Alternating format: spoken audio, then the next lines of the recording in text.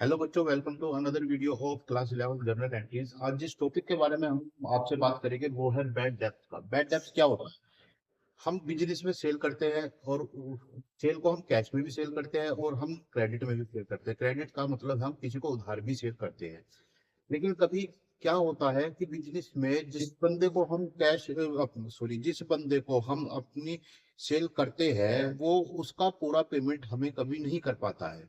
इस कंडीशन में हमें क्या एंट्री करनी है उसके बारे में आपसे डिस्कस होगा। जब हम किसी को सेल करते हैं और वो उस सेल का पूरा अमाउंट भी हमें पे नहीं करता है, उस कंडीशन में हमारी जो एंट्री होती है वो होती है बैड डेब्ट account debit to debtors account. Bad डेब्ट डेबिट करा क्योंकि ये हमारा लॉस हुआ, इसलिए अकॉर्डिंग टू रूल्स हमने इसको डेबिट किया। और जो डेटर्स है वो हमारे क्रेडिट में आए। इसमें भी एक कंडीशन और होती है। कभी कभी क्या होता है कि हम पेमेंट जैसे हम पेमेंट मांगते हैं तो वो हमें कुछ पार्ट पेमेंट कर देता है और कुछ पार्ट के लिए वो मना कर देता है कि मैं आपको इतनी पेमेंट करूंगा और इसके बाद मैं पेमेंट आपको नहीं कर पाऊंगा। उस कंडीशन में हम किस तरीके से एंट्री करते हैं वो देखिए। मान लीजिए हमने किसी को 10,000 रुपए का हमने सेल की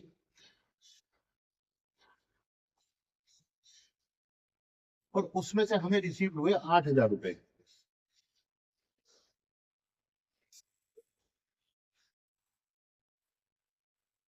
तो 2,000 क्या हो गए? 2,000 हो गए हमारे बैड डेब्ट।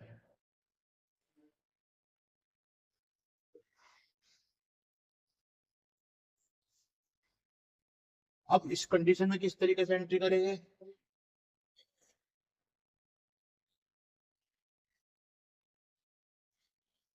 कैश अकाउंट डेबिट 8,000 रुपए,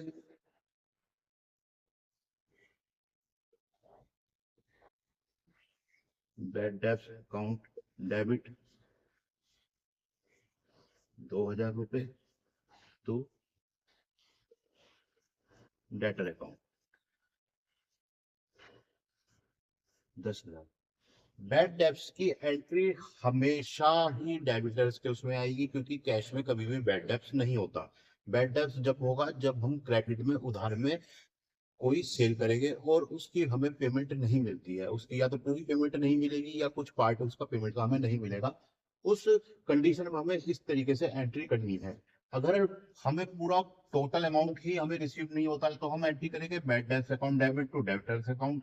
और अगर हमें सेल का कुछ पार्ट रिसीव होता है कुछ पार्ट रिसीव नहीं होता है तो इसकी अकॉर्डिंग हम एंट्री करेंगे cash account debit to debtors account debit to debtors. बच्चे जो नेक्स्ट टॉपिक है वो है हमारा चैरिटी और डोनेशन। बिजनेस में हम क्या करते हैं?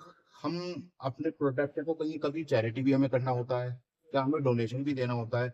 इस कंडीशन में हम किस तरीके से एंट्री करेंगे? उसकी एंट्री हमारी होगी चैरिटी और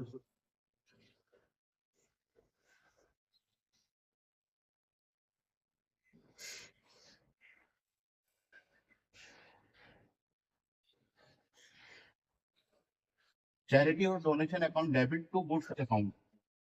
यहाँ पर चैरिटी भी आपका आ सकता है। ये हो सकता है कि इतना माल हमने चैरिटी के लिए लिया या इतना माल हमने डोनेशन के लिए लिया। तो इसमें चैरिटी भी आ सकता है और डोनेशन भी आ सकता है। इस कंडीशन में आपको चैरिटी या डोनेशन में से कोई एक लिखना है। मैंने आपको दोनों का ही, क्योंकि दोनों की एंट्री चैरिटी करा हो या डोनेशन करा हो दोनों की एंट्री सेम ही होनी है, इसलिए मैंने चैरिटी और donation account debit to goods account लिखा है। अब हम अपने बिजनेस में सैंपल भी देते हैं क्योंकि हमें सेल करनी है, हमें अपने प्रोडक्ट की सेल करनी है, उसकी हमें सेल बढ़ानी है। तो हम क्या होता है सैंपल भी देते हैं। आपने भी कभी देखा होगा कि आप कहीं शॉप पे जाते हैं तो वो आपको थोड़ा कुछ पार्ट का सैंपल वो के तौर पर आपको देता है। इस कंडीशन में हम एंट्री किस तरीके से करेंगे?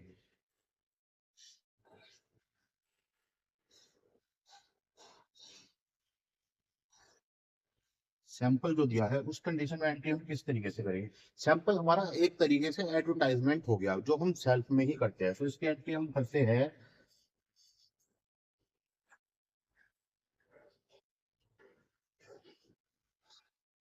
एडवर्टाइजमेंट अकाउंट डेबिट टू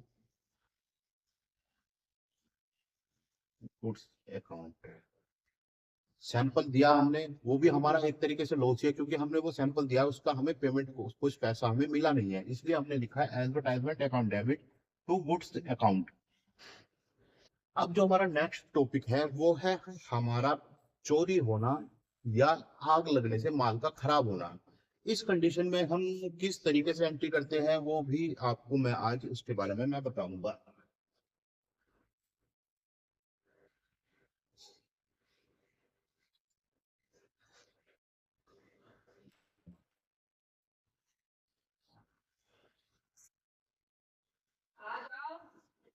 हाँ जी।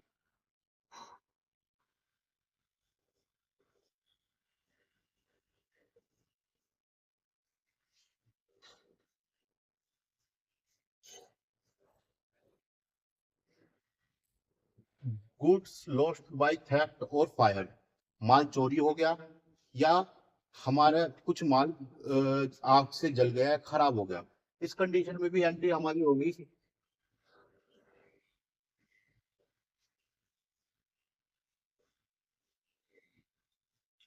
गुड लॉस्ट बाय थेफ्ट और fire account debit to goods account, क्योंकि ये भी हमारा लॉस ही है, इसलिए हमने इसको डेबिट किया। और जहां से जो हमें माल गया कहाँ से, हमारा अकाउंट हमारे परचेज में से माल गया। यहाँ पर मैंने गुड्स लिखा है, आप गुड्स भी लिख सकते हैं और परचेज भी लिख सकते हैं, क्योंकि हम माल परचेज करते हैं, इसलिए हम यहाँ पे परचेज भी लिख सकते हैं।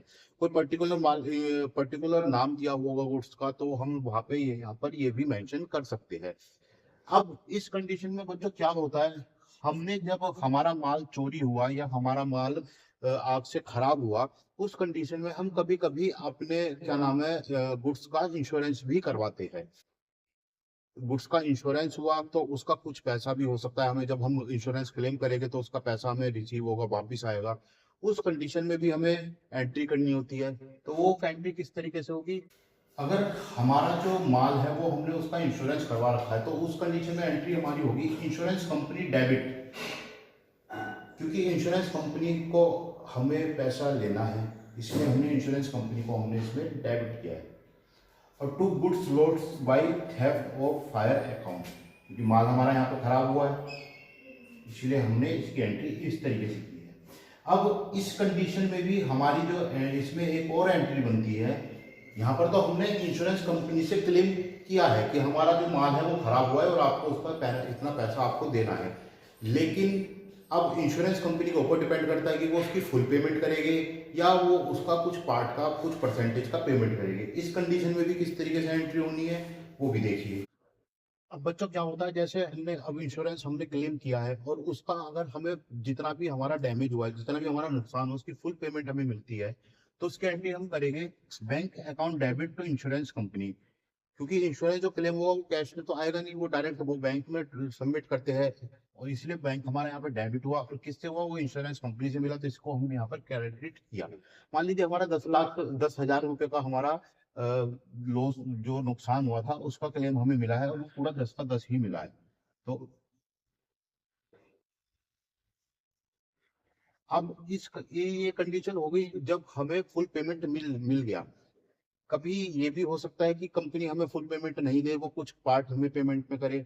उस कंडीशन में एंट्री हम किस तरीके से करेंगे, बैंक अकाउंट डेबिट 8,000 रुपये हमारा मिला, लॉस ऑफ स्टॉक हुआ हमारा 2,000 का, और टू इंश्योरेंस कंपनी हुई 10,000 रुपए की। हमने 10,000 का क्लेम किया था, बैंक में हमें 8,000 रुपये इंश्योरेंस क्लेम के मिले, तो 2,000 रुपये हमने लिखा लॉस ऑफ स्टॉक का, क्योंकि ये हमारा नुकसान हुआ है। बच्चों आज के लिए इतना ही, और जनरल एंट्री में आप प्रैक्टिस कीजिए, क्योंकि ये एंट्री ही आपके अकाउंटेंसी का बेस है। आप जितना इन पे मेहनत करेंगे आपको उतना ही फायदा आगे होगा। मिलते हैं अपनी अगली वीडियो में, तब तक बने रहिए, वीडियो को लाइक कीजिए, चैनल को सब्सक्राइब कीजिए और ज्यादा से ज्यादा शेयर कीजिए।